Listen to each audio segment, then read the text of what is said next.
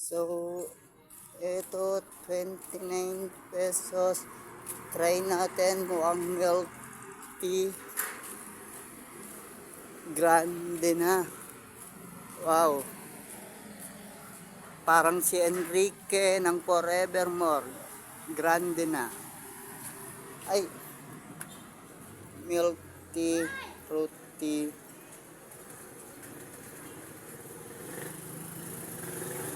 Ayan po ang price. So, fruit tea for ano yung ano yung water-based lemon sa fruit tea niya? Ano pinagkaiba ng tea-based tsaka water-based? Tapos, yung isa, okay. Para siyang fruity talaga.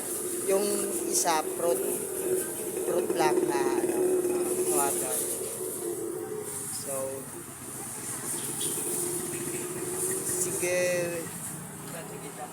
Ay. Dito na lang po ako sa milk tea grande. Ano siya, okay now, wait, winter melon. Kaya ano na lang, Okinawa pang Japan yun na. Okay, Okinawa. So, ito po, 29 pesos. Ayun po. Opo.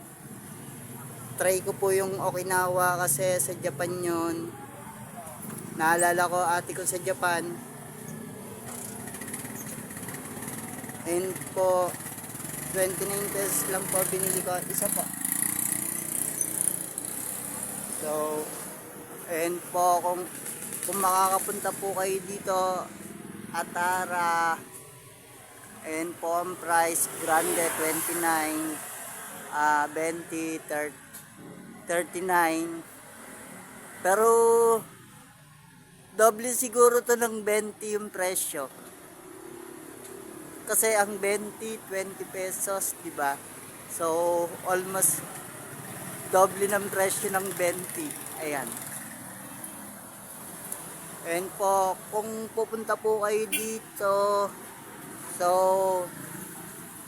sa Arco ng Ibaba, tsaka Malusak, ayan po, punta na po kayo dito at subukan yung tikman ang Atara na may presyo ng grande 29 tsaka 20, 39 na dinoble presyo. Ayan po. Bas, patusok na po. Ayan po. Ito po yung binili ko. So, titikman ko na po.